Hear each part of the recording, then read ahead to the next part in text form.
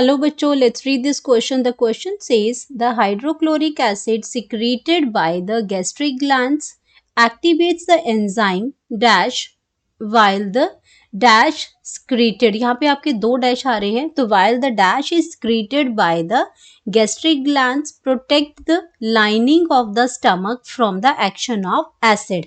तो यहाँ पे बात हो रही है हमारी कि जो आपके जो गैस्ट्रिक ग्लैंड्स हैं वो क्या secrete करते हैं, हाइड्रोक्लोरिक एसिड secrete करते हैं और वो एक्टिवेट करते हैं किसी एक एंजाइम को, वो हमें बताना है. And while the dash secreted by gastric gland, एक और चीज जो है वो गैस्ट्रिक ग्लैंड स्क्रीट करती है और वो प्रोटेक्ट करती है lining of the stomach from the action of acid.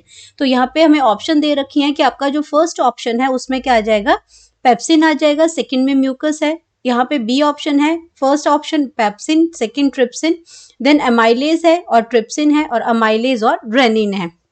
तो यहाँ पे हम बात करते हैं कि आपका ये जो गैस्ट्रिक ग्लैंड्स है इनके बारे में. तो सबसे पहले हम बात करेंगे की कॉन्सेप्ट की. की कॉन्सेप्ट, और की कॉन्सेप्ट हमारे पास क्या आ जाएगा, गैस्ट्रिक ग्लैंड्स. Gastric glands. तो अब गैस्ट्रिक ग्लैंड्स की अगर हम बात करते हैं तो गैस्ट्रिक ग्लैंड्स होते हैं the glands that are present in the stomach. तो ये आपकी क्या है, द ग्लैंड्स that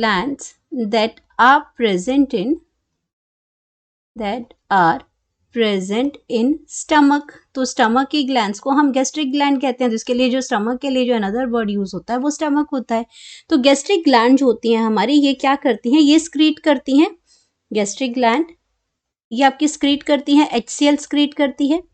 तो HCl हमारे पास क्या होता है, HCl हमारे पास है जो हाइड्रोक्लोरिक एसिड, इसको हम बोलते हैं hydrochloric acid. Hydrochloric acid.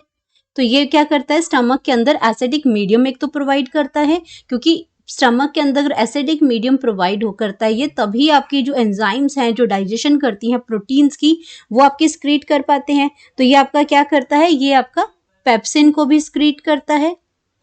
Pepsin को, जो कि एक प्रोटियोलिटिक एंजाइम है, प्रोटियोलिटिक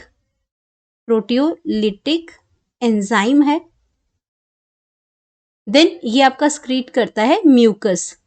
तो ये आपकी तीन चीजें ये स्क्रीट करता है. तो अब यहाँ पे हम बात करते हैं कि ये जो हाइड्रोक्लोरिक एसिड है ये क्या करता है, ये आपको एक्टिवेट करता है, इस एंजाइम की पेप्सिन की वर्किंग को एक्टिवेट करता है, क्योंकि आपका जो पेप्सिन होता है वो इनएक्टिव फॉर्म के अंदर होता है. तो ये आपका क्या करेगा, तो यहाँ पे हम लिख सकते हैं इसको कि आपका जो हाइड्रोक्लोरिक एसिड है, अब इसको हम HCl लिख सकते हैं. तो जो HCl है ये आपका क्या करता है, एक्टिवेट्स पेप्सिन. तो पेप्सिन को ये एक्टिवेट करेगा. तो यहाँ पे क्या लिखा है कि the hydrochloric acid secreted by the gastric gland activates the enzyme. तो ये कौन सी एंजाइम को एक्टिवेट करता है, पेप्सिन को करता है. और पेप्सिन क्या है, प्रोटियोलिटिक एंजाइम है.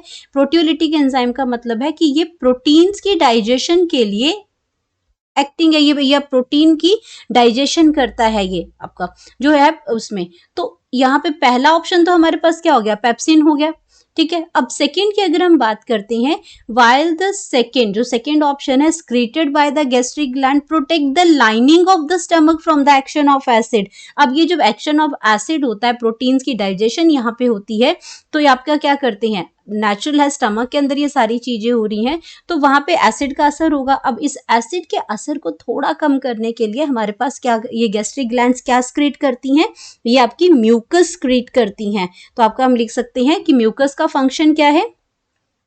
म्यूकस की अगर हम बात करते हैं तो म्यूकस आपका क्या करता है, म्यूकस के फंक्शन को हम यही लिख लेते हैं. तो ये आपका करता क्या है म्यूकस, ये आपका प्रोटेक्ट करता है लाइनिंग को, प्रोटेक्ट द लाइनिंग. म्यूकस क्या करता है, protect the lining of stomach.